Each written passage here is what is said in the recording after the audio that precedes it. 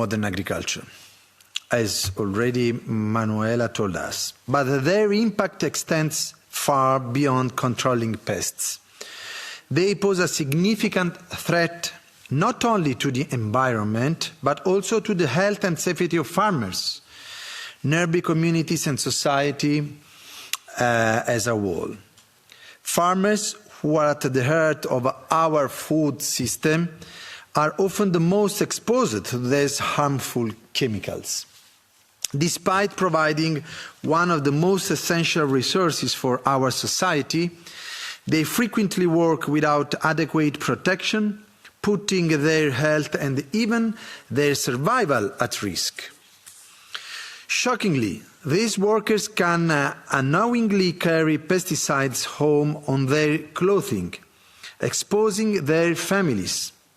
Communities living near agricultural fields are also at risk due to pesticide drift and volatilization. For the general population, diet is the main source of pesticide exposure. Residues on fruits, vegetables, and even animal-based products can lead to long-term health risks. Pesticides also contaminate the drinking water. The risks associated with pesticides depend not only on the chemicals themselves, such as active substances, adjuvants, and co-formulants, but also on how they are used.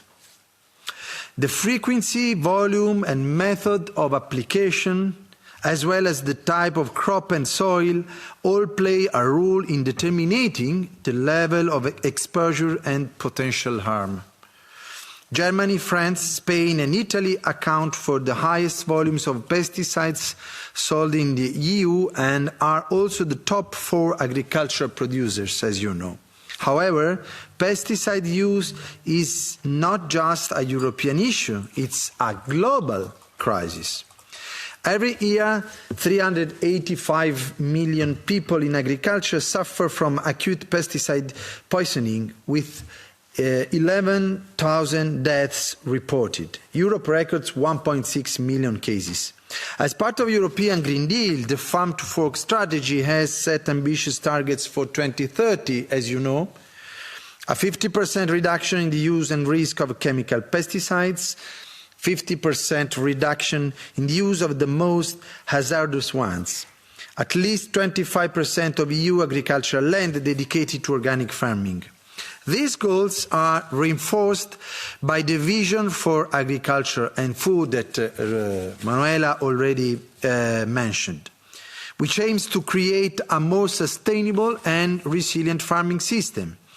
A key principle is ensuring that hazardous pesticides banned in the EU are not allowed back through imported products. In 2025, indeed, the European Commission will conduct an impact assessment to evaluate the effects of this policy on trade and competitiveness and, if necessary, propose legal changes. Reducing pesticide use will go hand in hand with promoting safer alternatives. The EU has withdrawn many harmful substances, but the development and approval of biological and low-risk plant protection products have lagged behind. So the Vision for Agriculture and Food recognised this issue, warning that if the trend continues, it could threaten Europe's food production. To address this, the Commission will accelerate the approval of biopesticides, which is a very positive point, through a fast-track system in 2025. This will introduce clear definitions for biocontrol active substances, allow provisional authorizations while evaluations are ongoing, and simplify regulatory procedures. So a truly just transition in agriculture can only be achieved if we balance health, production, and the well-being of society as a whole. Without this balance, sustainability remains an illusion, because a system that harms people or the environment cannot be called just. Thank you very much.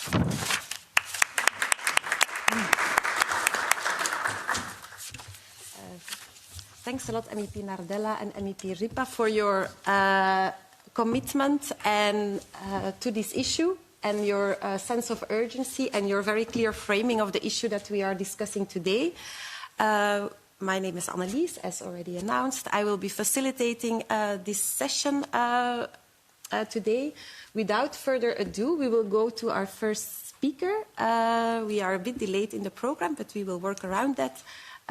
So Violette Gijzen from Wageningen University will be presenting the impacts of pesticides from a quite broad research projects.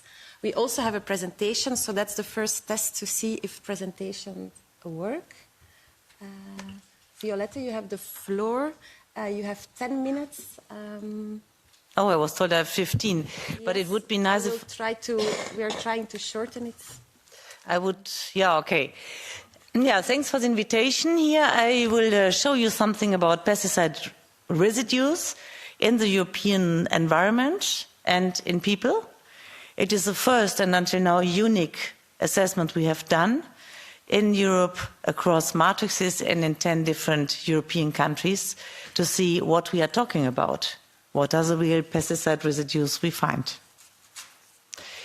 What we did, as you can see here, we're working in 10 different countries. We're working on the main European cropping systems. We were sampling in 20 to 204 samples per matrix in ecosystems, and we had 670 human participants. We tested about 200 different pesticide residues, and 32 of them are used for dual use. This means they are as well used for biocides. So here you can see what we sampled, and this was the most extensive sampling which has been ever done in Europe. So we sampled the terrestrial ecosystem, the aquatic ecosystem, and indoor dust and air. And in humans, we sampled blood, urine, feces, food, and wristbands to see what is the exposure of humans to the skin. So in total, we have analyzed 1,800 environmental samples and 4,000 human samples. First of all, to know how many pesticides do farmers apply. And following interviews, we found out that 7 to 37 compounds are applied in each case study site. Is there any risk known about these different pesticides which are applied either in a tank together or sequentially in a growing season? No, they are not tested together. And following farmers' interviews, 23% of these applications exceeded recommended application dose. What we found, and I will give you here only a snapshot because we only sampled once in summer 2021 in the growing season. You can find here the results for conventional farming, CF, and organic farming, OF, for soils. So we found in all soils mixtures of pesticides, even in organic farms, although organic farms had lower concentrations. In organic farms, especially old ones, like DDTs, were present. And so far, to the moment, we don't want to import them. We have the forbidden ones already here. In water as well, in crops, in air, in sediment, all mixtures were present. And what you can see here, in indoor dust, we found, as with conventional farmers, between 50 and 120 different pesticides in indoor dust. For organic farmers, it were less, but still, until more than 100 pesticides. If you have a baby playing on the ground, taking the indoor dust, taking it like ingestion, what do we know? What is the risk? We don't know. So, first of all, for ecosystem, our risk assessment, our colleagues, we did tests, ecosystem tests in the laboratory, and so we thought, first of all, we saw that 70 to 80% of the pesticide residues which we detected in the environment are moderately toxic based on EFSA conclusions. We made these tests in the laboratory, testing a part of the mixtures which we found in the case study sites. And what we found is that even when single pesticide concentrations were below the threshold values, and we added them all up, theoretically there would be no toxicity seen in the field for earthworms, for terrestrial environment or the aquatic environment. But it was not the case. We had significant toxic effects of pesticide mixtures at the measured environmental concentrations, although, following EFSA regulations, they were supposed to be not toxic, each of them. And what we as well find out is if we do multi-species tests in the laboratory, or not only a single species test, and we use sensitive indicators like native species, then the detected risk increases. That means the actual risk assessment does not reflect the real risk we detect in the field. To strengthen the EFSA risk assessment, we propose integrating mixture toxicity assessment rather than evaluating single chemicals in isolation. The EFSA is already working on this. Expanding testing protocols to include native species and multi-species studies and long-term field research. Standardizing higher tier testing to ensure scientific validity and transparency. Enhancing guidelines for complex mixtures, and here important including tanks mixtures and sequential applications, and these applications should be based on the recommended applications for a crop. And improving safety margins to take into account for co-exposure risks. But humans don't live isolated from the ecosystems. Humans can be exposed to pesticides by ingestion by food, inhalation of air, indoor dust, dermatal uptake by pesticides that are in the air or that are in the water, and as well surely ingestion by drinking water. So we have to say we have dietary and non-dietary exposure. Both leads to an aggregated internal exposure. And what does it mean for the risk? Next one. I want to show here now what, following EFSA conclusions, is the hazard described for the different pesticides we have detected in indoor dust. On the left side, you can see that mainly we see as well for organic and conventional farmers. Most farmers in the houses from the conventional farmers have 70 to 100 different pesticides in indoor dust. And conventional organic farmers have less, but as well here still a lot of them have 70 to 100 different pesticides in indoor dust. We as well tested it for consumers living in cities and neighbors. Here the numbers are a little bit lower, but they are as well in the range from 40 to 80 different pesticides.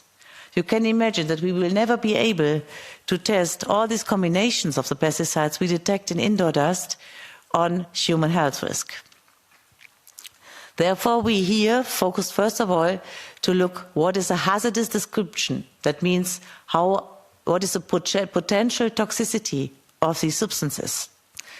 And what we found here again in indoor dust, you can see non-approved ones. There were the DDTs, HCHs, and the ones which are forbidden since 40, 50 years. They are still there. Why are they there? They are in the soils, they are absorbed to the soils, and then transported by wind erosion into our environment, and they accumulate, for example, in indoor dust. And you can see here as well the difference with CF, conventional farmer, organic farmers. And I focus here on the three hazardous descriptions: cancerogenity, endocrine disruptors, and reproduction development effects. What for me was surprising, that even from the approved pesticides, in the indoor dust, about 30% were cancerogenic, or potentially possible cancerogenic. For endocrine disruptors, a lot of data is not available because they were only introduced to be tested some time ago. But here as well, part of them are endocrine disruptors. And the most surprising for me were that about 60% of the pesticides detected in the indoor dust have yes or possible reproduction development effects. As we know, risk means exposure times hazard. That means if a child is eating on the ground, how much of these pesticides does it ingest? How much do we inhalate to get ill? This we cannot say. We tried, next one. We measured what people have in feces, urine and blood. Here I show only the results for urine. And what can be seen that farmers had until 16 different pesticides above the detectable limit in their urine. And the minimum number is about 7 or 8.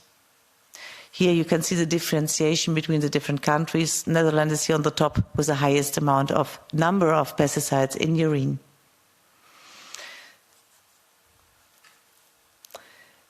What do we suggest? We made some, with colleagues, we made some in vitro and in vivo tests with mixtures and as well with single pesticides to see what could be the risk, or in vitro tests to see what is the hazard. You can imagine that it is not possible to test all the mixtures we found. So we tested only selected mixtures and as well as selected single pesticides, and there we used sensitive indicators. And what comes out of these tests will be shown exactly in 25th of June when we have the sprint final meeting here in Brussels. But now I will give you just some indications which you have found out. Is in the sprint in vivo test, pesticide exposure show social behavior changes. And this is not included into the EFSA regulations. So that means this could clearly be stated in mouse and in rat experiments. So we urgently suggest to include these kind of tests into the EFSA tests, because it's not just cancerogenity or neurotoxicity which is relevant, as well our behavior, like anxiety, like behavior or others are very relevant.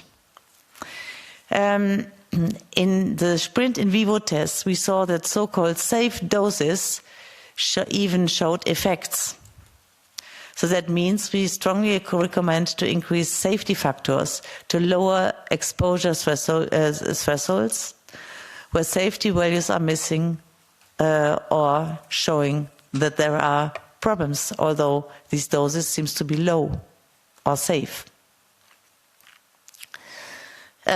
We as well recommend to require more comprehensive toxicology testing for vulnerable populations and sensitive outcomes, for example, for children, for pregnant women, etc. What we see that in the, based on interviews with Sprint, but as everybody who is farmer knows this as well, a high number of pesticide is applied during the growing season. There is no risk estimation what these combined applications or sequential applications during a week or a growing season means for farmers' health. So that should be, before these pesticides are approved to the market, there should be made tests with the pesticides which are recommended to be used together, either in a tank or in a growing season on a crop. And then, what is very important, environmental exposure, inhalation and skin absorption, uptake for pesticides can be, for some pesticides, higher than uptake by food. So it's very important to include aggregate exposure into EFSA regulations, accounting for non-dietary and environmental exposure of consumers in regulation. What about post-marketing safety? As I have shown, we found a lot of pesticides in the environment, in human matrices, after they have been applied. So we suggest here to implement EU-wide human biomonitoring programs, expand existing environmental monitoring programs as well for air and domestic environment for farmers, families and others. We do air monitoring, yes, and we know what is fine dust, which fine dust is in it. But as well in the air, we find a lot of organic pollutants which are never measured and never monitored. We require harmonized national registers on pesticide use, and this only allows us to know what is really applied, and now this is missing. It's there in several countries, like in Czechia, but in the main countries of Europe, this is missing. We need a target reduction in highest health risk pesticides and cropping combinations. And we need a rapid response research program for following population-based negative health outcomes in farming communities. And last but not least, I know that you like numbers. And the question is, who will pay all this? It's always a discussion. Food must be cheap and available for everybody, cheap food. If we here look at the modeling which our colleagues from Denmark did to see what is the damage cost per year related to ecosystem health and human health, they use the US ETOX model. So there we come with the costs in the different countries. You see here the dot gives the total costs. Then we see that we come nearly at $10 billion euro per year and country. This is a cost, the hidden cost we all pay with our taxes for the use of pesticides, and which could be used to convert agriculture to a more sustainable system. Last one, take-home messages for you. Pesticide residue mixtures are omnipresent in ecosystems and humans and highly accumulated in indoor dust. Most of the residues are hazardous for ecosystem and humans. We need pesticide regulations that assess real risk, including sensitive indicators, and we need a transition to more sustainable and 2030 ready agriculture systems based on ecological principles. And therefore, we need all stakeholders on board to achieve a transition towards reduced pesticide use. Thanks for your attention.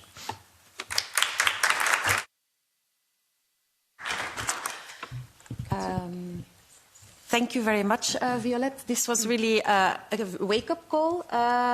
It's scientifically proven, very in-depth research that shows actually long-term risks for people and for animals, for our broader ecosystems.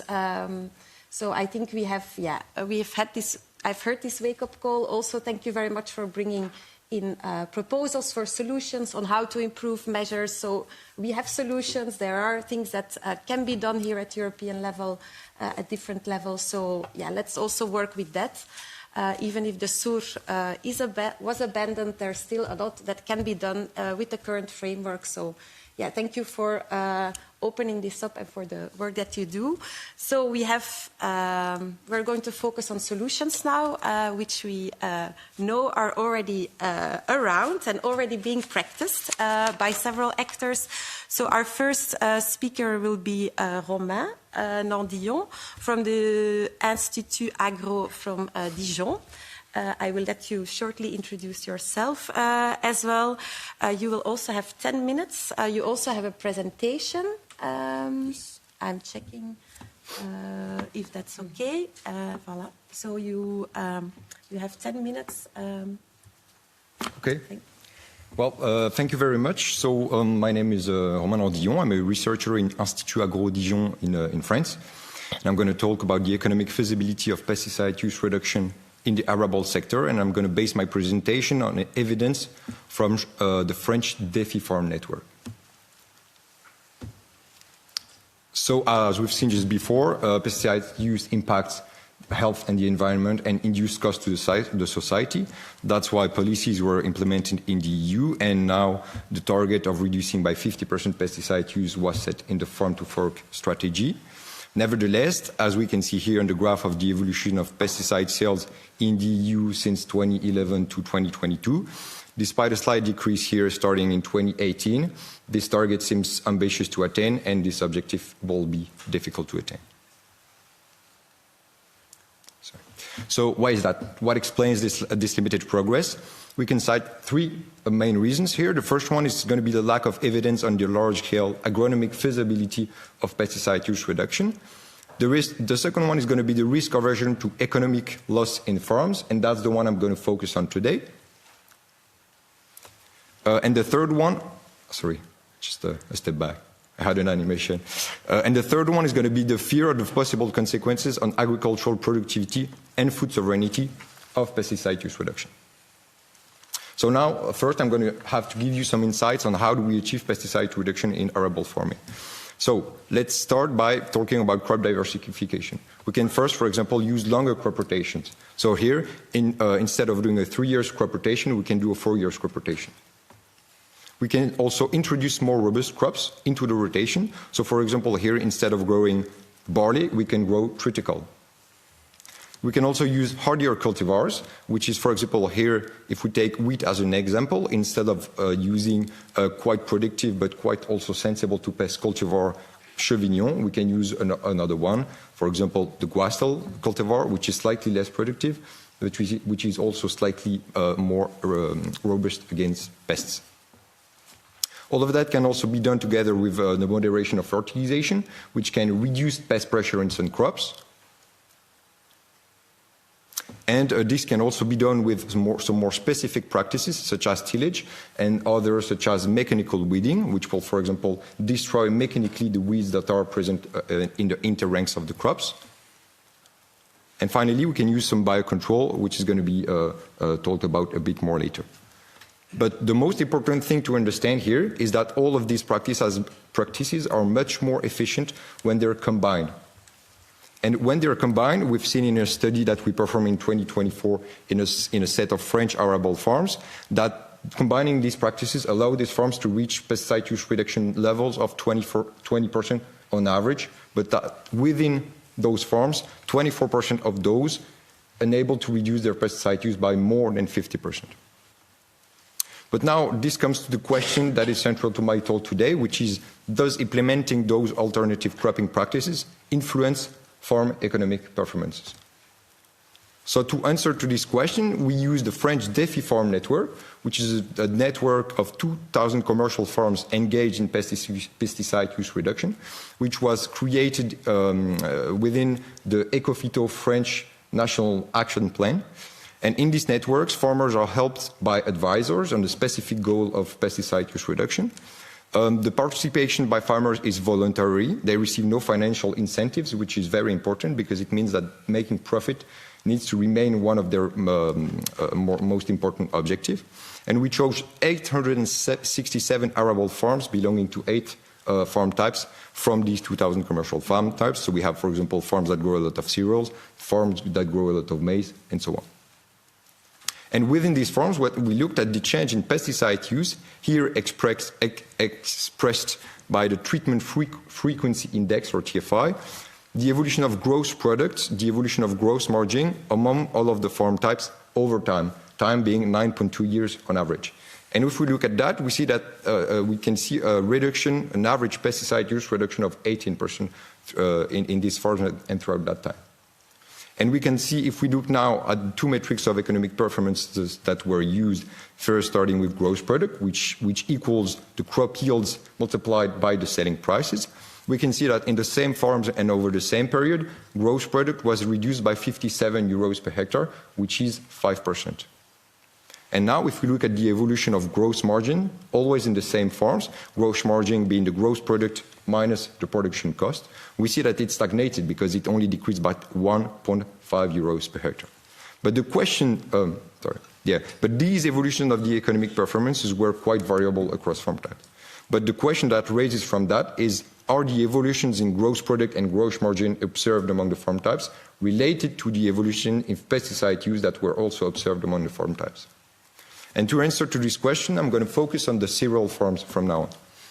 And if we look here on the y-axis at the changes in gross product expressed in euros per hectare, on the x-axis the change in pesticide use, and if we draw the relationship between both, we see that in the farms where pesticide use was decreased, gross product also tended to be decreased, and on the opposite, in the farms where pesticide use increased, gross products tended to be increased. So now if we do a little agronomy to explain why, well, in cereal farms, generally pesticide reduction can be achieved by the use of robust cultivars that have been selected for other purposes than maximizing yields. These cultivars are often sown a bit later. This helps to avoid the period of pest presence on the crops, on the parcel, but this also decreases the overall presence of the crop in the field. So it decreases the growing period and can lead to decreases in final yields. This is often made together with a reduction in fertilization, which, as I said before, can reduce pest pressure in some crops, but can also induce reduction in yields, of course. But what's important here is that this relationship was not statistically significant. And if we look at all of the other farm types, we see exactly the same trend. Now, if we look at the link between the change in gross margin, here always on the y-axis, and the change in pesticide use here on the x-axis, well, we see that in the farms where pesticide use reduction was associated with the reduction in gross product, the reduction in the gross product was offset by the reduction in pesticide and fertilization costs. And again, this relationship was not significant, and again, we saw this trend in all of the other farm types. So what we can conclude at this stage, in terms of economic feasibility of pesticide use reduction, is that the practices that were used to reduce pesticide use can lead to decreases in gross product, especially in farms growing large amounts of high value-added crops, but that on average, the reduction in fertilization and pesticide costs offset these decreases and allowing farmers' income to be maintained. So we've seen that in the DEFI network, we experience an average reduction of pesticide use by 20%. But we also know that in France, during the same period, there's no evidence that pesticide use was reduced. So what explains this lack of progress in France?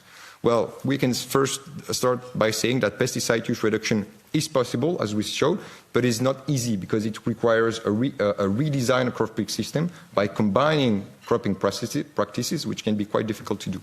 And in the DEFI network, farmers were advised by advisors, and this raises the question on how can we advise better farmers into achieving this transition. Also, we've shown that pesticide use reduction was not associated with a decrease in margin on average, but we also didn't show that it was associated with an increase in margin on average, which means that motivation cannot come from that on average. We can also say that the current market is highly unfavorable to pesticide use reduction. Why? Well, because the cost of input is too low, and the selling price of the diversification crop is also too low. We can also say that consumer awareness on this specific subject is maybe a bit too low. And I have my former PhD director, Nicolas Munier-Jolin, who is a researcher in Dijon, in France, that had an idea of creating a pesticide score, which is basically the nutrient score, but only for pesticides. And it would classify goods from A to E in terms of how much pesticide have been used to produce them, and that would maybe help to raise consumer awareness. And finally, I'm gonna finish with that. So you've heard that pesticide use reduction could induce reduction in yields, and that obviously raises the question about food sovereignty, and I'm sure we're gonna have the opportunity to talk a bit more about that in the discussion. But we've started to try to answer to that, and what we've seen is that, okay, there's some crops that will produce in fewer quantities, but there are also other crops that will replace them and that will produce in more quantities. And overall, in France, we've made a study that showed that the trade balance will remain largely positive, even with really high levels of pesticide use reduction achieved. So I'm done with my presentation. Thank you very much for your attention.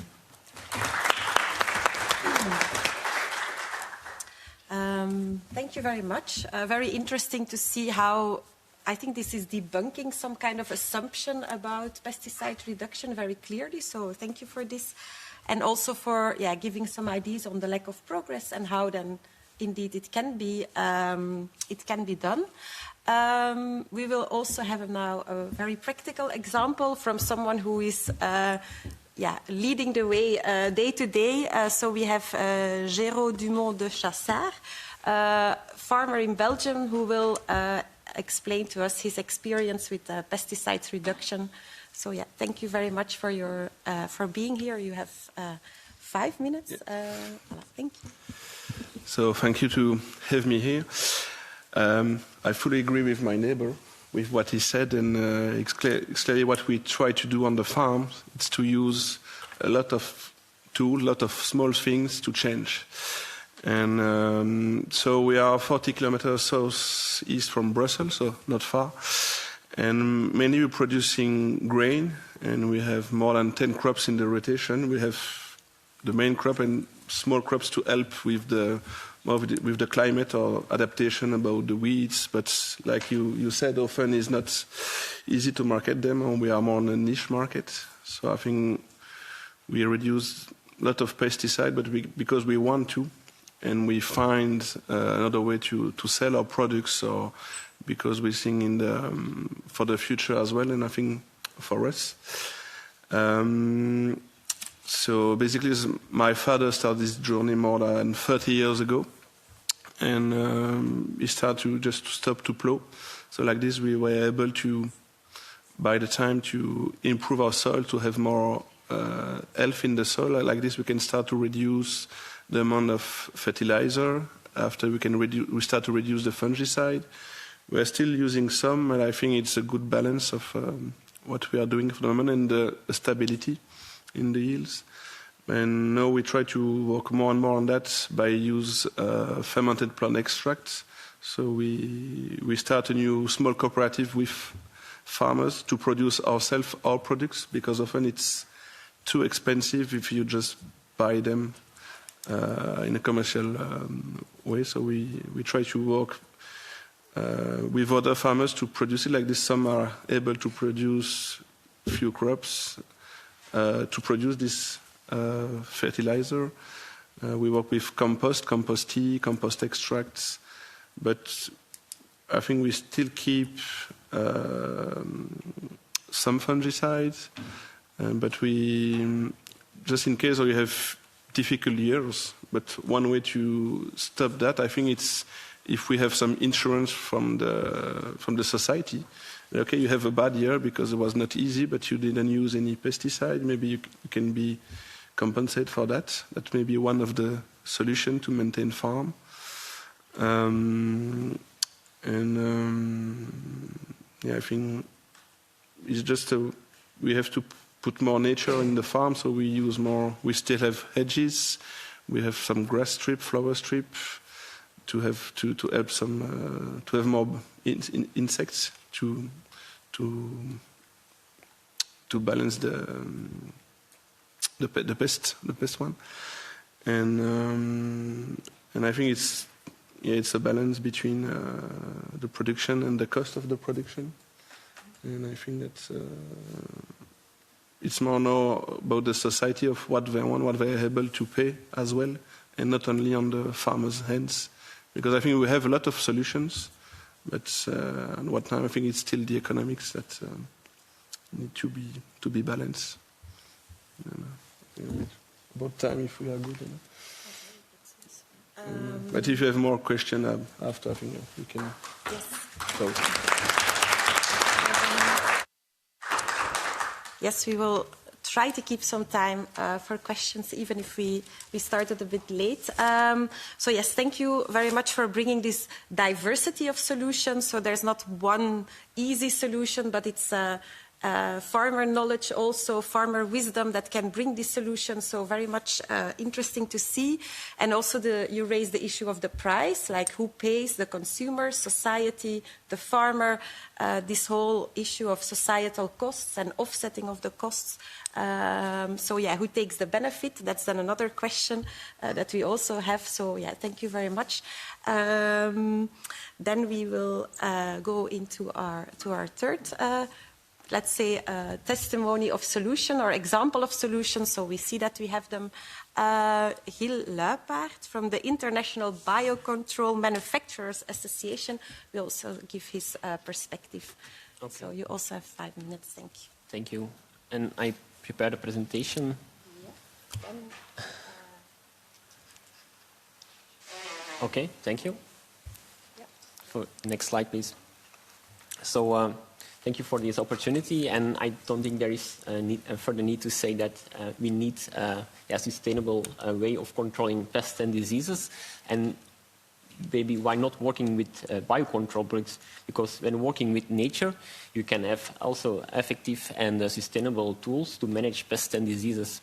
But in order to do that in a competitive and innovative way, we need not only support from industry stakeholders, but also from the policymakers, in order to make sure that we get rid of competitive disadvantages for biocontrol, not only within Europe, but also from outside of Europe, and to ensure that farms being economically profitable and productive. So it's a call to you all and to us to make sure that we can work together in order to make a green future for agriculture. Next slide. So within IBMA, we have a definition. I will not go into detail, but I can just say that we have a definition based on 4 categories, based on microbials, so microorganisms, also semi-chemicals or pheromones, and natural substances, plant extracts, for instance. These 3 categories, they fall under the Plant Protection Regulation 1107. Besides that, we have another category, microbials, which are called also beneficial insects. We believe that biocontrol is an additional layer within IPM, which we have not only the agronomical practices, which we already touched upon, also monitoring is a very important layer, physical control measures. But above this, we have, or we say that biocontrol is a very innovative tool to control pests and diseases. And by applying these biocontrol tools in a correct way, we can have, let's say, a very promising solutions and to maintain that there is a sustainable agriculture with less impact on the environment and the biodiversity, while we can maintain a yield production to make sure that we can feed all people in the world. And in the next slide, we can see that biocontrol is a rapidly growing plant segment in this IPM triangle. And for instance, if we zoom in on the microbials, so on the left top corner, so one of the 4 categories, we see that the proportion of the European biocontrol market actually doubled between 2016 and 2022, which is, of course, good news, but we have to pay attention very much and make sure that we don't get a lot of competition, and we have to be innovative and maintain at the forefront. And in order to make this biocontrol feasible in the EU, please, next slide, there are some concrete actions needed.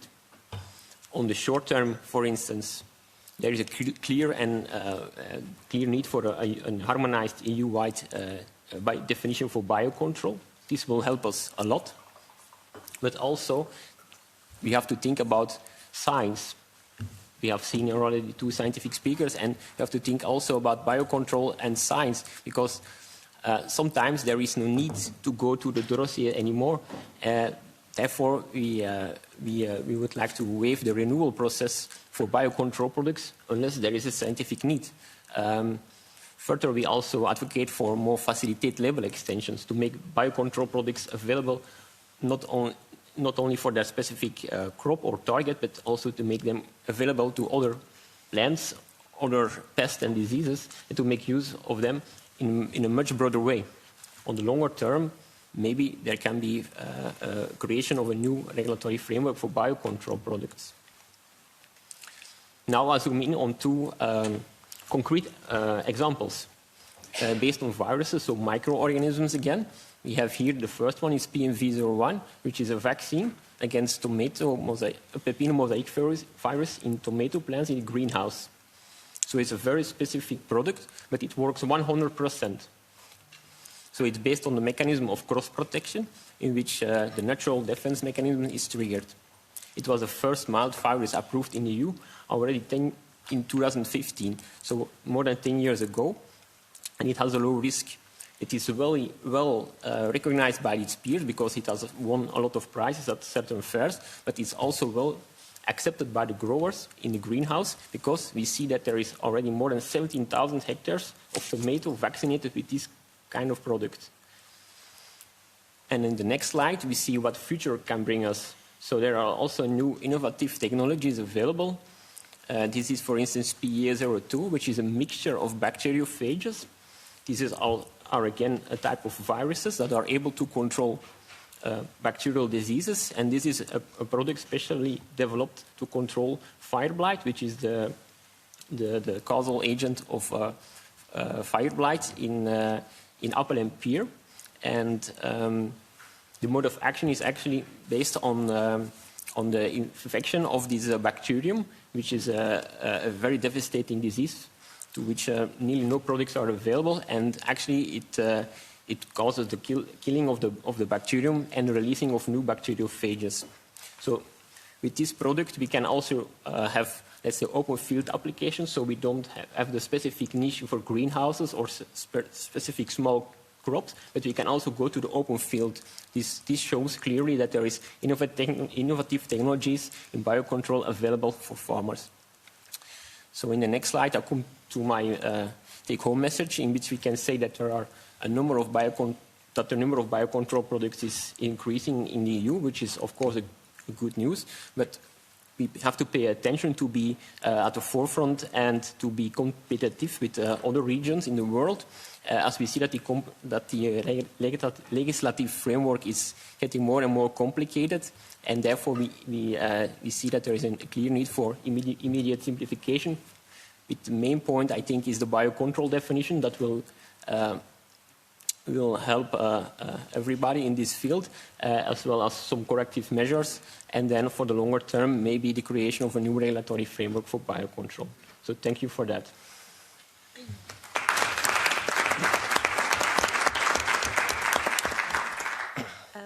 Thank you very much for another precise example that allows us to significantly reduce the use of pesticides here in Europe. We will take 5 to 10 minutes for some questions from the floor. If you would like to ask a question to one of the panelists, I ask you kindly to raise your hand. Also shortly introduce yourself and also specify to whom you are asking the question. So we are mainly looking for, of course, for solutions, for ways forward. We've had our wake-up call. And also if you have a question, also be mindful that we are here in a big room. So if you have a question that is relevant for a big part of the audience, that is also welcome. So we have time for a few questions. Without any obligation, of course. Yes. Okay, first of all, congratulations and thank you very much, because it's very, very important debate. I am a member in Agri, and I am too Vice President for Internal Market and Protection Consumers. But I have one question for all panelists. Okay, I appreciated your presentation, but how do you achieve an optimal balance between environment protection and food security? I have before this meeting, another meeting with this debate, food security in Union European. How possibility do you have for balance, especially for you, because I know you have big problems, and you explain it's complicated. It's especially for small farmer. I don't know we have or not solution, because we have one issue for increased competitivity in agriculture, but don't have solution for don't use pesticide. For me, it's very difficult to understand, for explain in my country, what solution do you have in internal market for this? Sorry. We will. I saw another hand for a question. Yes, and then we will go to answers. Thank you, Jennifer Lewis from IBMA. It's a question for Romain and Nardella. Thank you very much for all the presentations. But there's apparently no financial loss in making this transition, no financial gain either. It's sort of cost profitability neutral. So what do you see as the possible solutions in terms of improving the uptake of biocontrol and this overall transition? Thank you. I think Violette can start with answering the first question, yeah? Yeah, thanks for your very interesting question. I think that we have to look a little bit at a holistic system. Actually, we are wasting 30% of the food which is produced. You have seen the costs which we produce due to the use of pesticides for human health and ecosystem quality. If we take these into consideration, and actually we produce about 4,000 calories per person per day in this world. If we would eat them all, we wouldn't be able to go through the door. So if you take this into consideration, and we imagine we eat about 2,500 calories per day, we don't waste food, or we may waste maybe 10% of the food. There is no problem of food security. There are more people who are dying of obesity than of hunger now in the world. I think it's very important to not see only production per hectare, but as well what happens with the food then, with the produced yield. And I think that is very important. And on the other hand, I am asking myself as well, there are a lot of technologies. You have this biocontrol, which you heard. You have protection, we have agroecological measures, and we have the robotics. There are people who think we will soon fly to the Mars, but we know that we have at our Earth robotics who can with infrared detect weeds, detect insects, detect whatever, and can be used in agriculture. We have milking robots. They are working, they are established. I don't know what is a barrier for farmers to use these robotics in their fields, which as well will help to make early warning systems happening and really implement precision farming. Romain and Jérôme, you can also answer the first question, I think. Thank you very much for the question. I'm going to start by answering to the first question, and then I will go back to the second one. It's my point of view, and also there's a lot of studies on that are being made right now that show that actually the main threat to food security and food sovereignty is not pesticide use reduction, but more the climate change, which actually is partly induced by the current agricultural system. And for me and my research, we can see that pesticide use reduction and all of what comes with it, which means crop diversification, which means, okay, less production of wheat, less production of rapeseed, maybe less production of maize and some barley, but also much more production of soybean, of plant-based protein, which means less importation of those. This also means that we use and we import less fertilizers from countries from which we import a lot of that. So actually pesticide use reduction overall, I think, is quite positive for food sovereignty. And as well, let's say, we waste a lot of what we produce. So if we do that and we stop wasting all of what we produce, we could actually feed people better and achieve this food security stake, which is obviously central. Then if I answer to the second question, which was about what solutions for better uptake of pesticide practices that lead to pesticide use reduction, just the figures that I gave you were averages that concern farms that are growing either some potatoes, some sugar beets, some maize, some rapeseed, and these are very different farms. There are some in which pesticide use reduction is more difficult than others because they use crops with higher value added. And obviously, if you, for example, grow a lot of potato and sugar beet, which are crops that require a lot of pesticides inherently, biologically, well, you will automatically lead to higher reductions in overall performance, economic performance of the farm than if you do that in a farm that uses crops that have less value added and less pesticide use.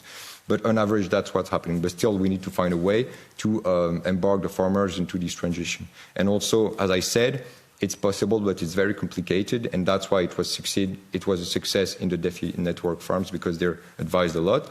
And so that's what we should, I think, focus on. So first, advise farmers and help them to achieve this transition, and this will also help them not to feel like they're the ones on which the pressure is pushed all the time. So that's about advice, agronomic advice. I think there's also a lot of communication that needs to be made on the risks, because some do not exactly know the risks. Also on the possibility that it's possible, and that's also why this kind of networks such as the DEFI farm network are extremely useful, because they're real farms which really reduce their pesticide use, and these are examples that have a really high power it's really good for a farmer that see that it's possible in this network. It's much easier to embark also in the transition after that. And also there's a lot of policies that could be implemented on, for example, the price, as I said, of the diversification crops. Because, for example, obviously, if you want to diversify and go from a rapeseed, wheat, and barley crop rotation, which are crops that you can sell at a fairly high price, to a rotation where you include, for example, legumes, which will help to reduce the overall cropping system pesticide use, you need to be able to make money by introducing legumes. So you need to raise the price, obviously, the selling price of legume subspecies through subsidies and other systems. So that's, I think, the other part of the solution, obviously. Thank you. Jérôme, you wanted also to add something on question one? But for me, it's more an issue with the climate change that we suffer from the last 5 years. And I could say that with soil health, so that you reduce pesticide to improve it, you have more yield during this tough period. And if I take last year, I have more yield than my neighbors, because I don't want to sow the wheat during the winter, because for me the soil was too wet. So we go in spring crop, but we have a good structure, we have a good soil, so we are able to make a good yield with spring crop. With normally is still yielding less than winter crop, but I have some oats at 8 tons, and the average for wheat in the area was 7 tons, and normally we are 10 to 11 tons of wheat. So I don't know where is the issue with the security when you don't take care of the environment and of your soil. And I think we have a lot of solution, and we have to work with society and people. And like another issue that we have is the fertilization, and we will really decrease the yields. And because we are dependent on the gas for the fertilization, and if we add more legumes, we use more cattle just to make more grassland in the field, in the arable system, and that we graze. So we put the animal out in the field. We will improve the soil, reduce the pesticide use, and have a more resilient system. So for me, it's not an issue. Thank you. This is really flagging this false opposition sometimes between environmental protection and production. You show very well that it can go hand in hand, which is beneficial for everyone, actually. With this, I would like to thank the speakers from the first panel. Thank you very much. I hope you stay on for the second panel. Maybe one more applause for our speakers. Thank you very much. I would like now to call Ms. Aguar Fernandez from DJ Sante, Ms. Ghislaine Laniel from DJ Agri, Martin Dermin from Pan Europe, and Ivanov from EFAT to this second panel. We will not take a break. We will immediately just switch panels and continue. So, very much welcome. Yes.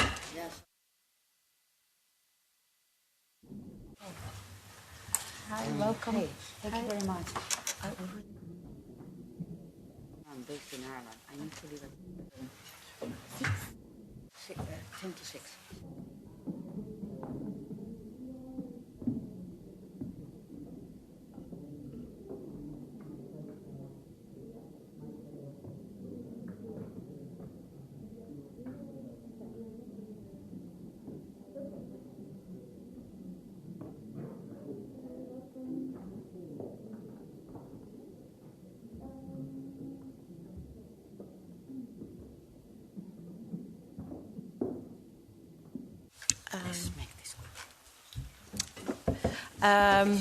Good afternoon, everyone. So we are now starting our second panel, which will focus on policy actions. So we've had a very interesting landscape, a wake-up call, and several inspiration for solutions.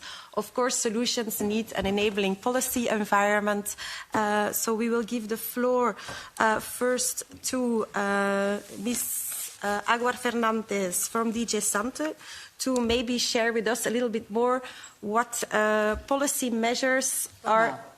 What now? Yeah, what now? What does... Yeah, so you have 5 minutes, and I will keep you on time, as you are asking me to do. Voilà. So you have Thank you. Please go ahead. Thank you very much. No, I've asked to keep time because I'm based in Ireland and I will need to leave relatively early. But I think I will have enough time to take the points of what now, and I'm pretty sure that my colleague Catherine will complement very well on what then. So there is a lot of focus on the use of pesticides that has been there before. It was there when the Commission presented the SUR proposal, and it's still there. I want to start by making maybe a statement. It has been said here in the previous panel that SUR was abandoned. No, SUR wasn't abandoned. SUR was withdrawn by the Commission after it was rejected by the European Parliament and after there was no progress in the discussions at the Council. So we didn't abandon SUR. We withdrawn it because it was rejected at the European Parliament. So that stopped us working on the SUR proposal, but has not stopped us working on the reduction of pesticides.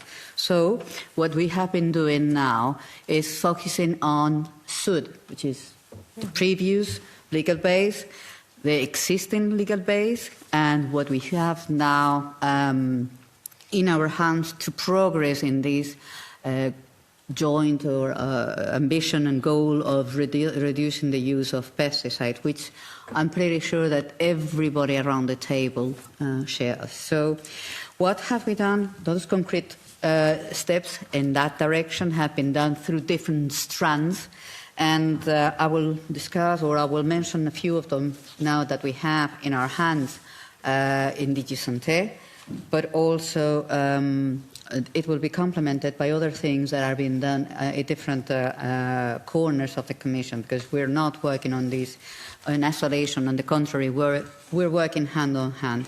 So it has a number of the previous panelists have mentioned, biocontrols, that calls for specific measures on biocontrols, and I'm very happy to say that indeed, very clearly, there is this is an issue that has been addressed not only in the strategic dialogue, but then after in the vision for agriculture and food, where my colleague is taking the lead, so she will go into further detail into that. But I want to just stress that we, Commission, have committed to put forward a proposal in 2025 that accelerates the access for biopesticides in the market, so echoing what was requested here.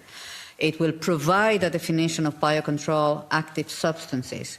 It will introduce the possibility for member states to grant provisional authorizations for these products while the evaluation is ongoing. And it will create a fast-track procedure for their approval and authorization that the member states do not have today.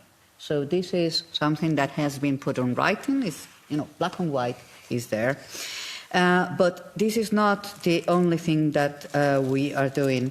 On the contrary, we are also doing quite a number of other actions, or taking quite a number of other actions. So with regards to food, I would like to emphasize a couple of initiatives that we have. We are taking back the work done on audits on the implementation of food in different member states. So this is in our work program, has been in our work program since last year, and is in our work program this year, where we are looking into how member states are implementing the provisions in food. And at the same time also we have restarted the dialogue with the member states on the working group on food, where it provides us a forum to work together with member states, identifying areas where we can work together and progress, and where our common interests are the most important. And one of the issues in there, it's pretty clear, the progress in the proper IPM implementation.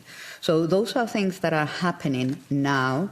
And I think that this is a proof that we never stopped caring about the reduction of pesticides, but it's also the building blocks of today, in which the future, which is now for probably going to be more expanded on the vision of agriculture, and food, that will be the Commission's, if I can say, compass into getting into this, or progressing into this reduction. There are, as you know, also we report every year on progress towards reduction of pesticides, because it's our obligation, and there has been a significant reduction since the beginning. Eventually, we are hoping to get there with the current trends. I have many other things to say, but I think that is more than 5 minutes, enough for me to say today. Thank you.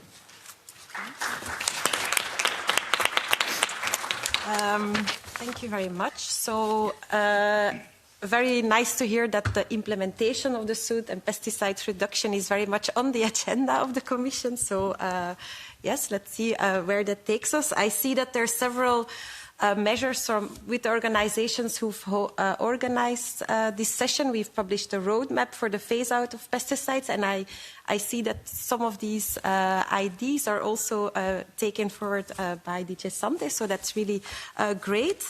It's, of course, also super relevant to hear from DG Agri, especially with the upcoming CAP reform, the recently published vision. So I think people are very curious to hear from DG Agri's perspective as well.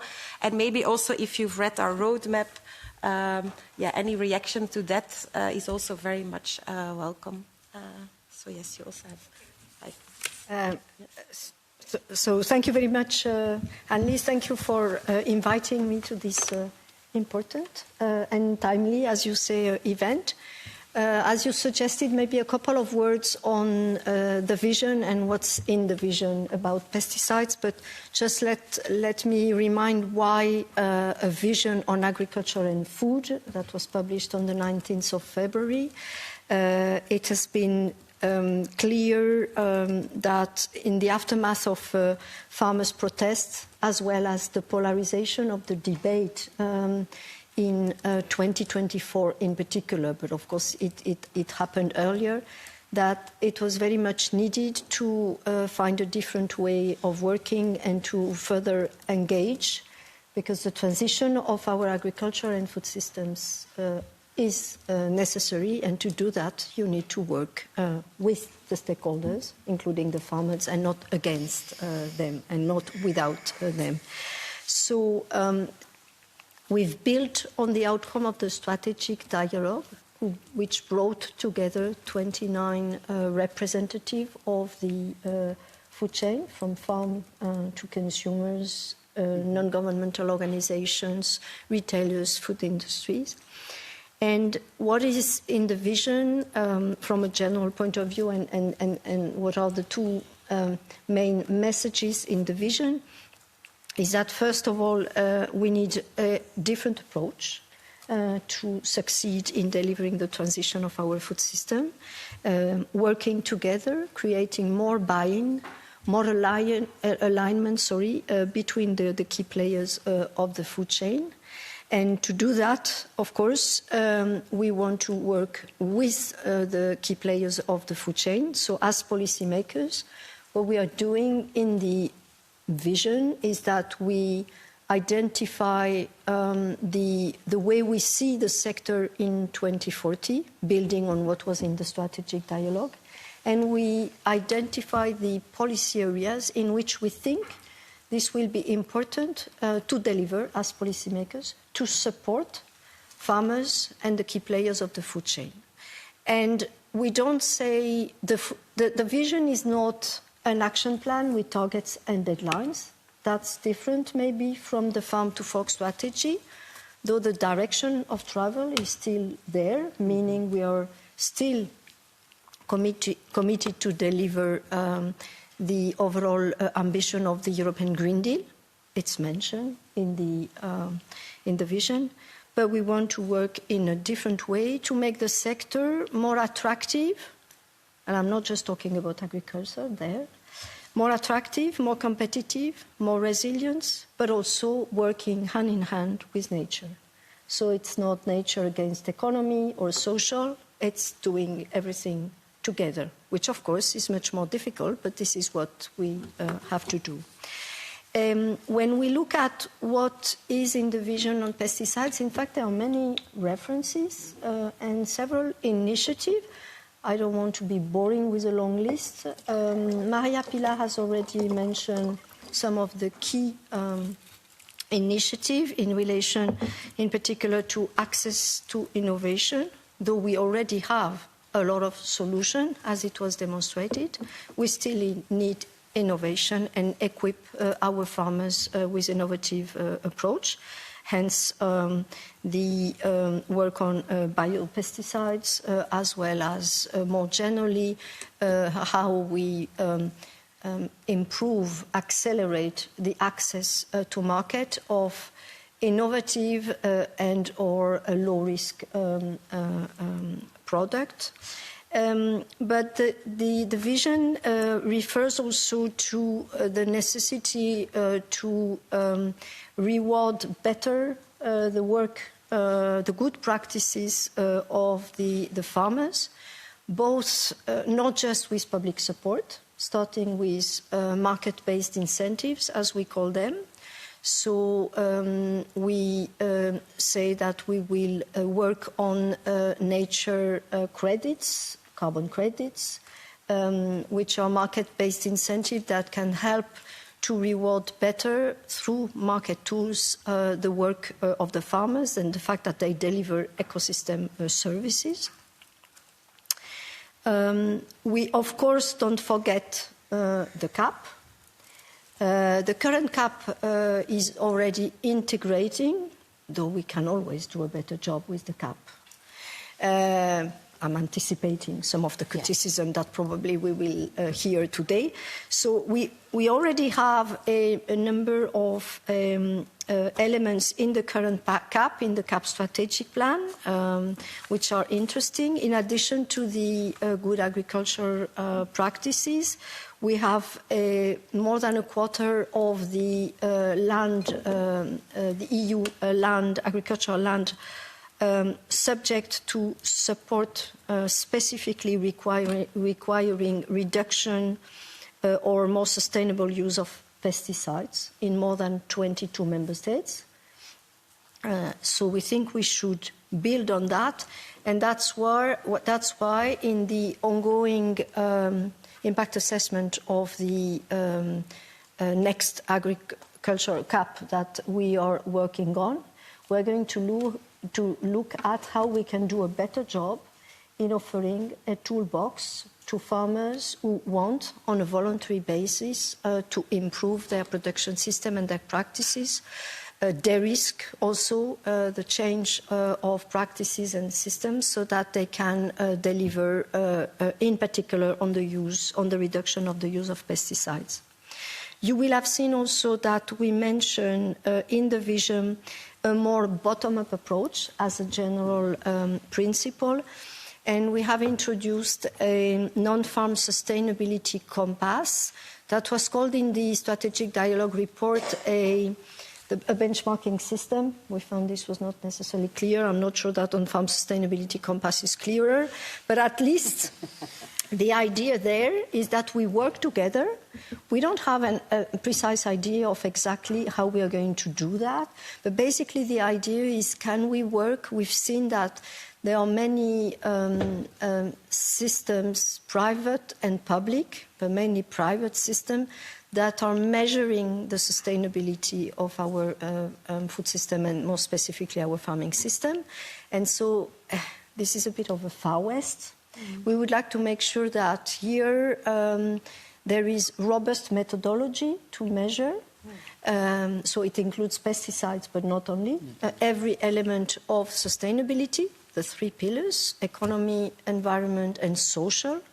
And we would like to see how we can work, possibly on a pilot project, to make sure that we have robust methodology to compare these metrics, and then give access, offer to the farmers, and I would say cooperatives and food industry, and why not retailers, a better way to access to the data and improve the way we measure the sustainability performance. So that could help on pesticides. And maybe the last point I can mention is in relation with the external dimension of our policy.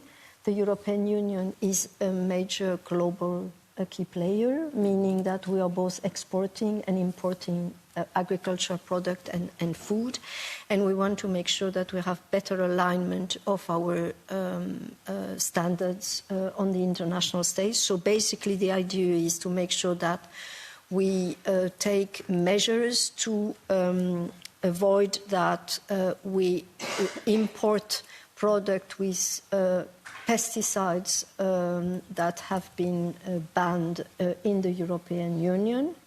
And of course here we need to make a serious impact assessment and look at our regulation, and make sure also that we will explore how we can make sure that we are not exporting pesticides outside Europe which have been banned by the European Union. So these are elements which are important both for, I would say, the consistency of our policy, but also the protection of our workers.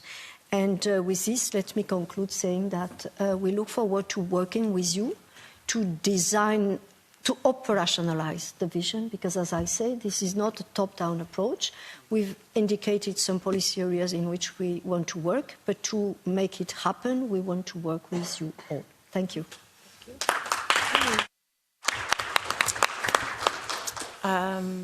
Thank you. That was interesting, and I'm sure that there will be many questions as well. But before we go to more questions, it's important, as you say, to hear from different actors, so also from civil society. So I would like to give the floor to Martin, the director of PAN Europe, who will give his PAN's perspective also on what is needed at European policy level to make sure that we go to this reduction. So Martin, you have the floor. Thank you, Annelies. And hello, everybody. Good afternoon. We often talk about pesticides, and it's something that struck me during the SUR debates about pesticide reduction and what alternatives, yields. But we, as a network, PAN Europe, we have 50 members across Europe. And they are very regularly contacted by citizens who are afraid on a daily basis because they live next to a vineyard, they live next to hop crops, and they have to take their kids home because the farmer is spraying next door, or they have to live with closed windows during heat waves in summer because of the spraying. So I think it's really important to also think that the discussion today is about millions of Europeans who have to live in difficult conditions. We had the presentation from Violette Geissen earlier about scientific knowledge on exposure, but then for citizens it's really a direct impact, and very often they don't know what to do because their mayor feels he cannot do anything, and I think it's really something to stress, and that's the reason also there's such a strong public support for a strong reduction in pesticide use. Already 2 European Citizens Initiative, in the Conference for the Future of Europe that President von der Leyen asked for, there was also a strong demand on pesticide reduction.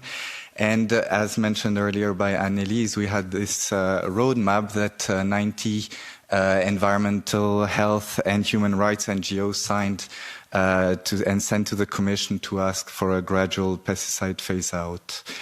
So when the sewer failed last year, well, end of 2023 and then in 2024, many people said, oh, but what are we going to do? We need something in replacement. And that's where a lot of people, decision makers, citizens, NGO people discovered that we have a directive, the SUD, that was already discussed, which is actually a very, very good piece of legislation. Its only shortcoming is that it's a directive, so it has been extremely badly transposed into national or regional legislations at member states or regional level, and thus it is also poorly implemented.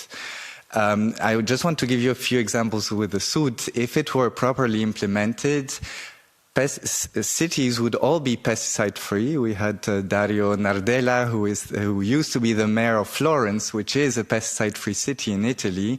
There are examples. There are countries in which all towns are pesticide-free. No more pesticides in playgrounds. No more pesticides used in parks to protect people.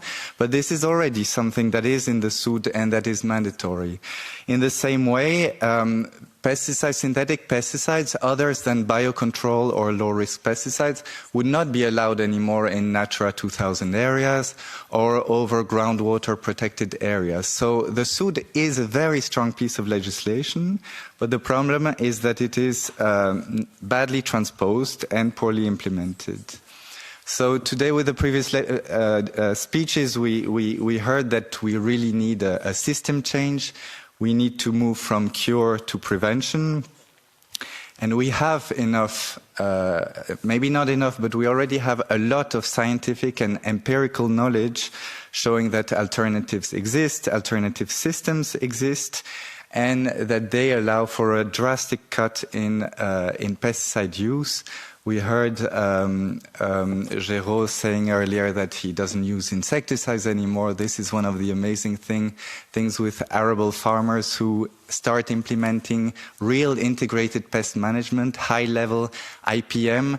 It's one of the first pesticides they can drop. It's insecticides, and their testimony is that directly insects come back, natural predators, bees, wild pollinators, and so on.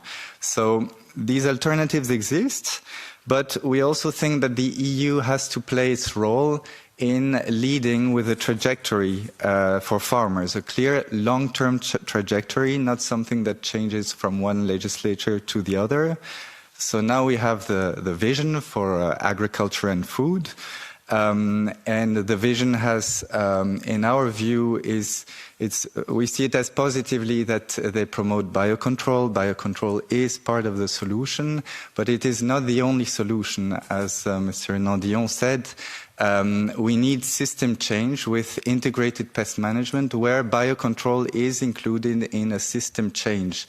And this system change needs knowledge and also financial support to increase trainings of farmers, increase advisory services, public independent and advisory services. And this needs to be put in place at member state or at regional level, which for the moment is largely insufficient. And the burden on this transition is still very much on the shoulders of the farmers and the ones, like we heard earlier, who take the risk, who want to change themselves. They manage, but they might also lose money because they are not supported for this. So 2 demands to the Commission. One is about the future CAP.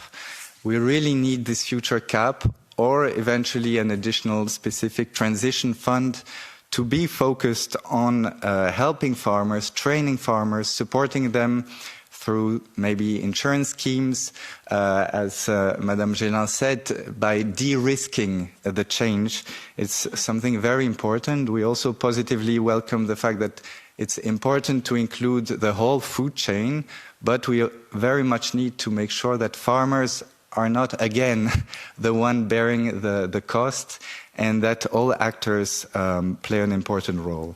And then the second demand to DG Santé is to do something that, in our view, should have been done in 2011, when the SUD was due to start being implemented, is to check how member states have transposed into national legislation the SUD, because we can say, oh yes, we want to improve the implementation. If the national transposition is bad, member states won't have a legal basis to implement better the SUD, and the implementation will never move forward, and it won't lead to this increase in protection of citizens' health, the environment, water, supporting farmers in the transition. Thank you.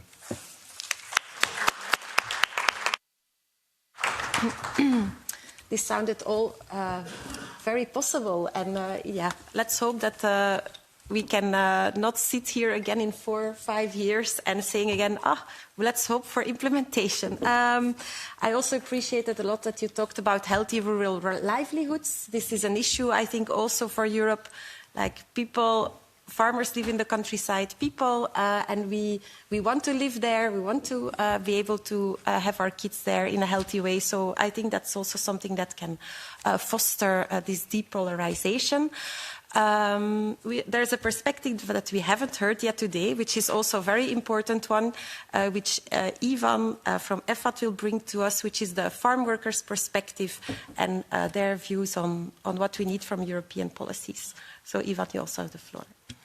Yes, thank you very much, Anneli. And yeah, my name is Ivan Ivanov. I represent EFAT, farm workers, and I think it's very important that we have this event, this discussion today, and I think it's also important that also we speak about just transition when we speak about pesticides. This is actually a notion which I would say has been developed also within the trade union movement, just to make clear that in any kind of transition we need to have also the social side considered.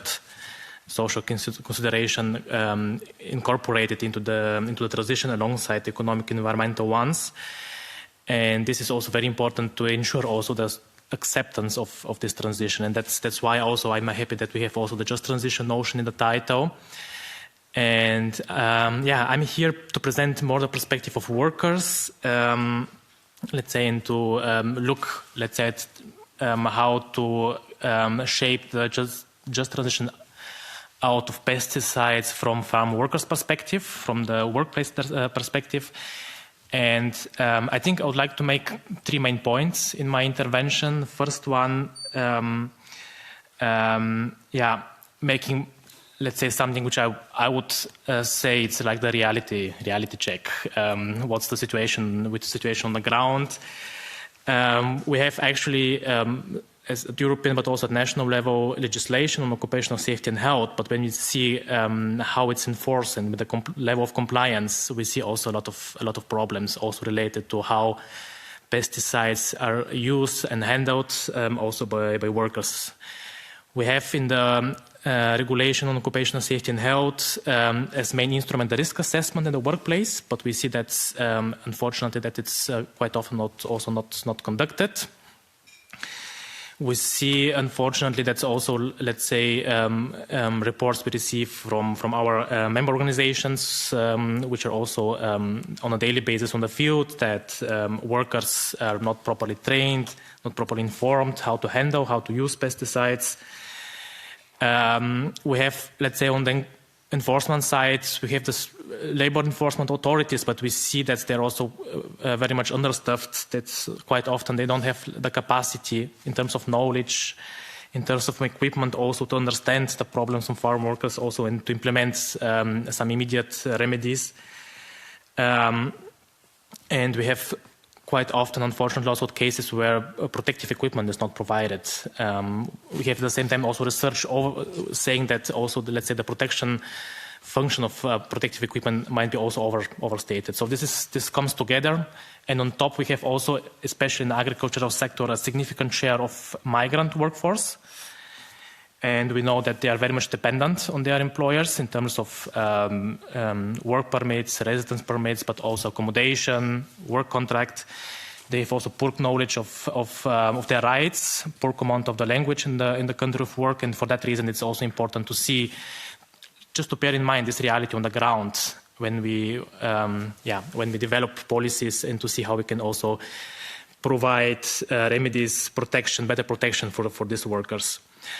I think it's also important that this situation has been acknowledged also recently with agricultural policy. We have, with the last revision, also a social dimension introduced into the common agricultural policy. So it's not just the employment legislation which we can rely on, but we have also the common agricultural policy. And I think the instruments we have there on the social side in the common agricultural policy, I mean, we know that there will be a revision of, let's say, negotiations starting on the new CAP post-2027, and I would like to reiterate that it will be very important to strengthen the different elements on the social side. We have the social conditionality, which ties the respect of some provisions on occupational safety and health to the receiving direct payments, but also we have some elements on training, some elements also on advisory services, which also needs to be strengthened. A second point I would like to make is, unfortunately, we have a lot of cases, many cases where we are, let's say, late with our prevention work, where we have workers who fell sick because of the exposure to pesticides.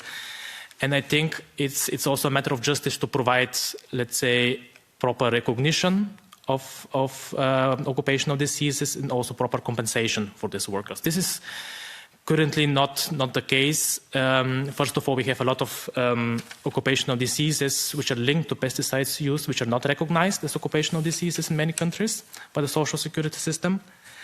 And on the other side, we have also quite high standards how to prove the linkage between professional activity and occupational disease. So workers need to prove also this causal link, which in many cases also very, very difficult for workers.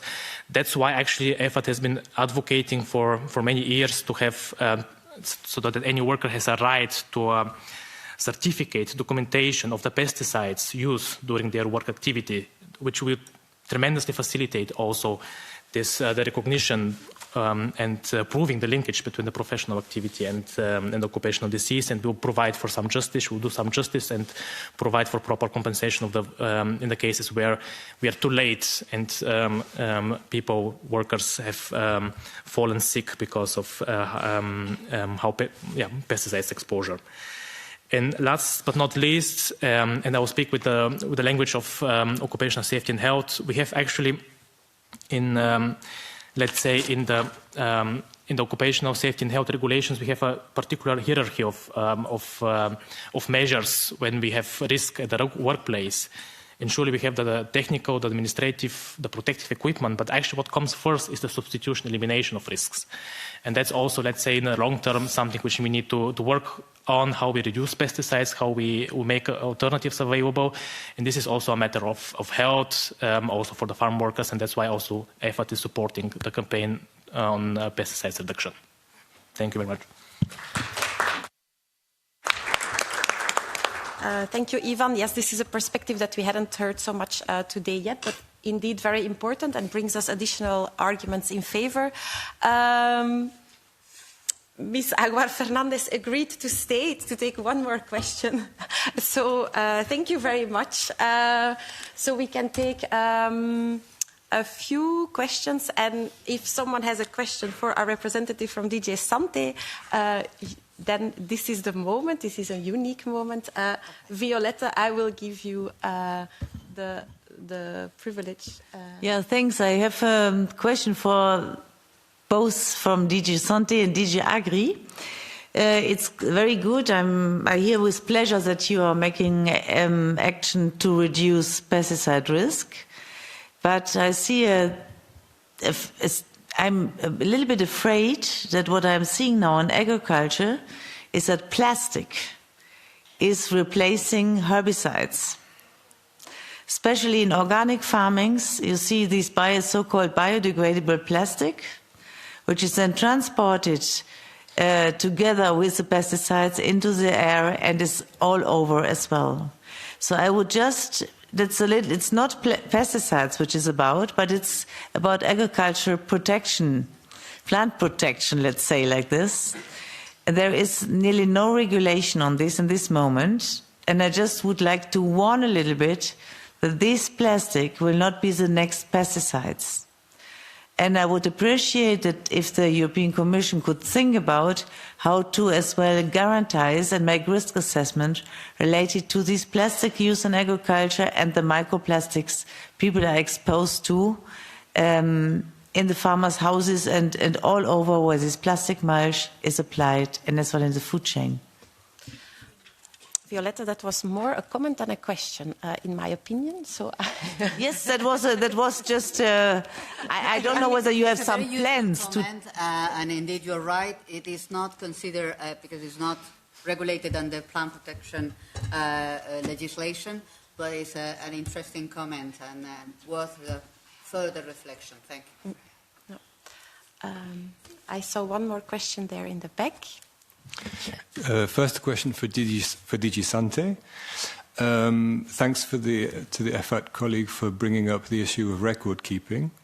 And we know that the regulation on statistics on agricultural inputs and outputs is coming up.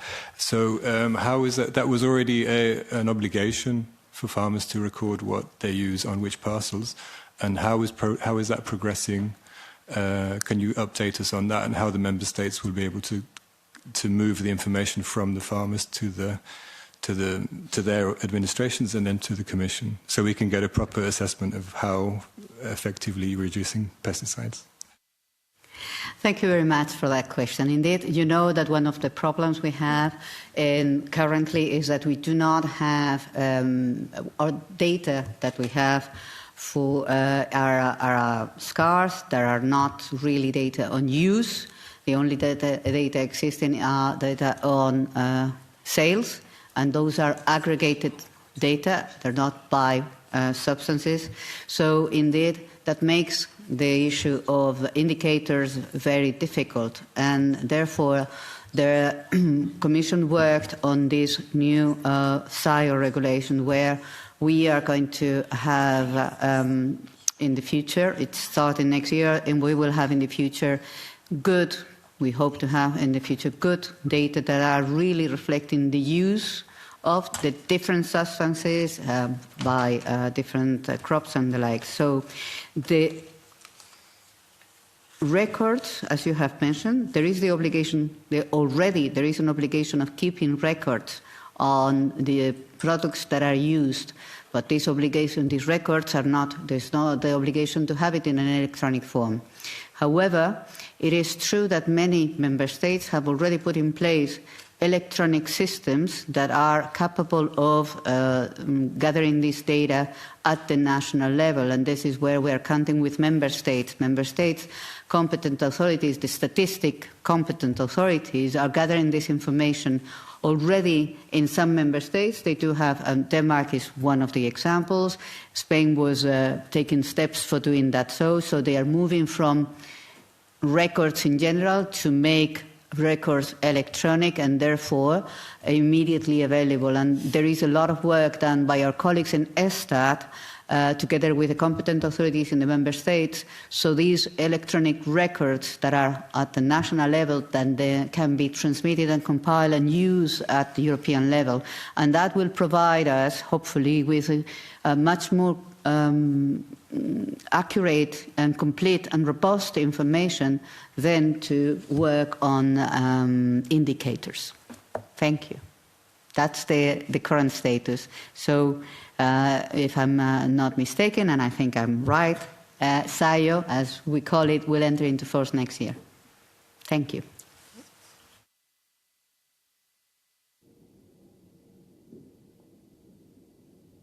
Romain, you can, go ahead. Okay, thank you. Well, I have a comment and a question, so I'll try to formulate the question following the comment. It's also directed to the DG Santé and the DG Agri, and it's related to the fact that, as I explained in my presentation, there's really the need of combining some crop management practices to reach pesticide use reduction. But often, pesticide reduction is thought of by only looking to one alternative and saying that we are going to change one practices, we're going to change pesticide use by using one practices, and until we don't have these available practices. And I would say, how is that going to be implemented in the following to really understand that it's a complete redesign of the cropping system? Because it seems to me from the outside point of view that it's quite complicated to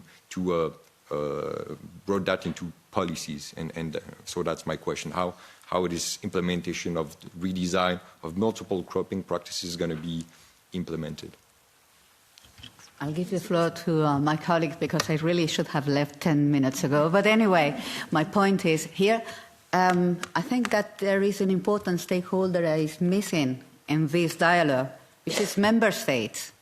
Member states have a lot of actions, a lot of capacity, a lot of, the implementation of SUR is in their hands. So we do not have here the voice of member states.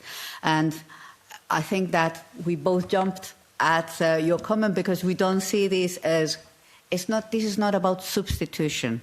There's no panacea and there's no A substitutes B. That cannot work. We don't see it like this. And colleague or the gentleman that is on your right is nodding because we all know that this is not A replaces B. We need to have an integral and a very systemic change that brings issues like lower risk pesticides together, IPM, which is an important tool, and we have been clearly bringing that to the market, faster authorizations for biocontrols. So we need to look at this from a systemic point of view. And it is pretty obvious that just thinking of changing one by the other is never going to work. But again, we're not working in isolation here in Brussels or in our case in Ireland. We do work hand in hand with all stakeholders, from farmers' associations to NGOs and civil society, from member states to users, professional users. And unless we all come together and really make this systemic change, things cannot progress. Thank you. But Catherine. Yeah, well, Maria Pilar has said a lot, which I would concur with. Maybe just to add that the approach may be, because your question was how what policymakers can do at EU level. We cannot do everything, but I think what we can do, and it's at least what we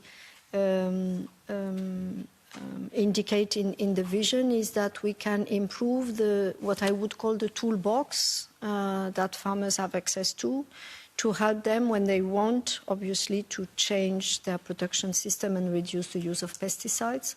So it means improve the advisory services that are available to the farmers, because I think that this is essential. Provide them with public support through the CAP, which are incentivizing them to change their practices and de-risk the change of farming system or farming practices. And as I said, probably also create some market-based incentives that they can use, or the cooperatives or the food processing industry can use to reward them better when they are deploying practices which are better for the environment and climate. This is the way we see it. So much more of a bottom-up approach. Some people might say this is not ambitious enough. It would be fantastic to set targets, ambitious targets. We've tried with the Farm to Fork strategy. And I must say that it didn't work so successfully.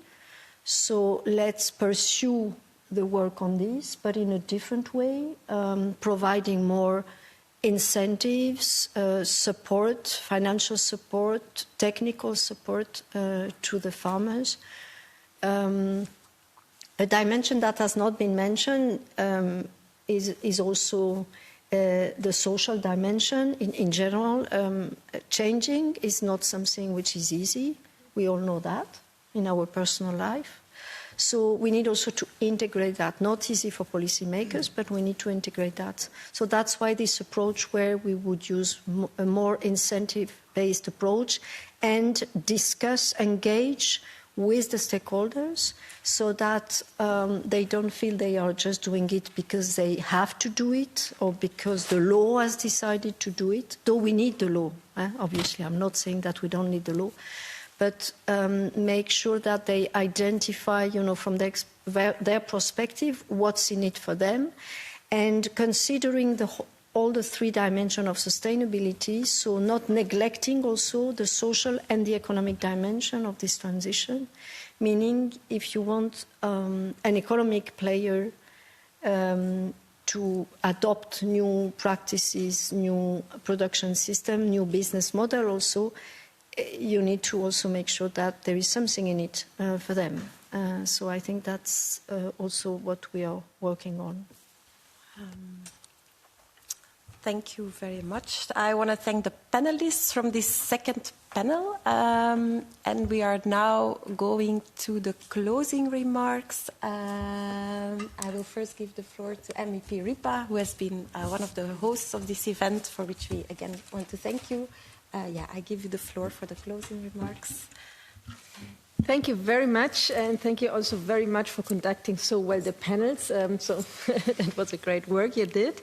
And I want to thank for all the inspiring speeches, showcases, and discussions that we had. And I think one thing is crystal clear.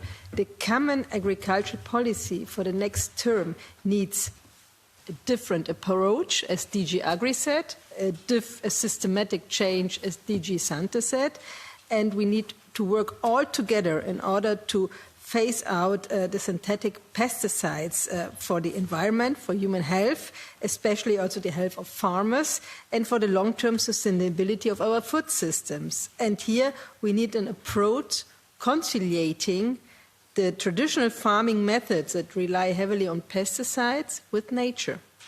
And by adopting practices such as the integrated pest management, the regenerative agriculture and biocontrol, we can promote more sustainable systems that rely on biodiversity, soil health, and natural pest control.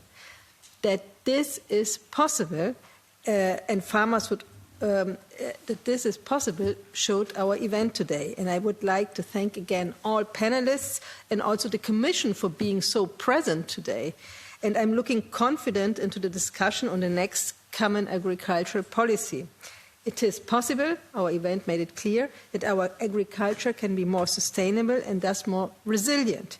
We all have to work for healthier farming systems, as it would benefit us all, farmers, consumers, nature, and the economy, securing our food system, and especially it would benefit our planet. So thank you very much for it.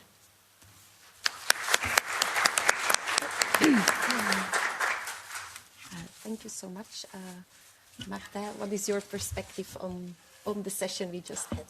You have the floor. Thank you, Annelies. I think we had really very high-level presentations and a good level of discussions. I'm really happy about this session. I would like to, yes, we heard a lot about positive examples, about solutions.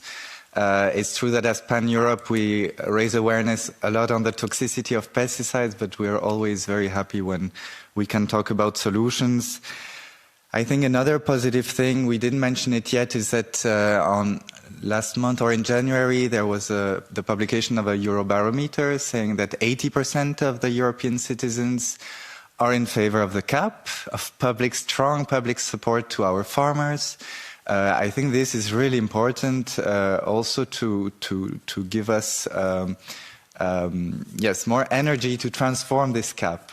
Citizens want less pesticides. They are in favor of the cap, so we should definitely use cap money and eventually increase some budget for this this transition.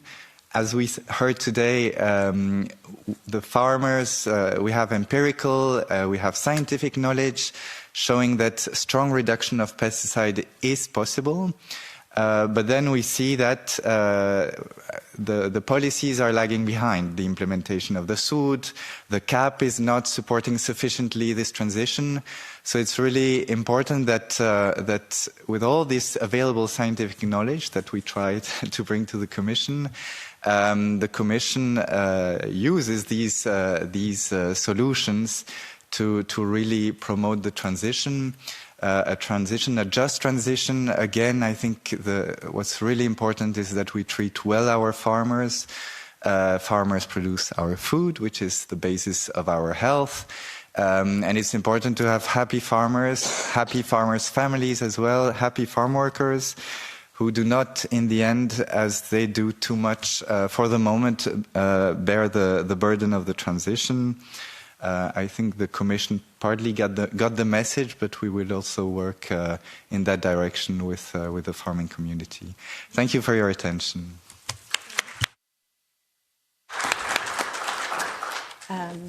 Thank you very much. As a parent living in the countryside, I have to say that I'm not completely comfortable yet with the future of the policy landscape. So I think we still have some work to do in the next years. So I want to thank again the MEPs, Ripa and Nardella, who have hosted us. I want to thank the panelists who took the time to come here from far, from close by, to share their expertise, their practices. I want to share the audience for your attention. Thank the audience for your attention, participation. A lot of people who were working in the background to make sure that this works, who have prepared this, who are not sitting here, but who also worked quite a lot.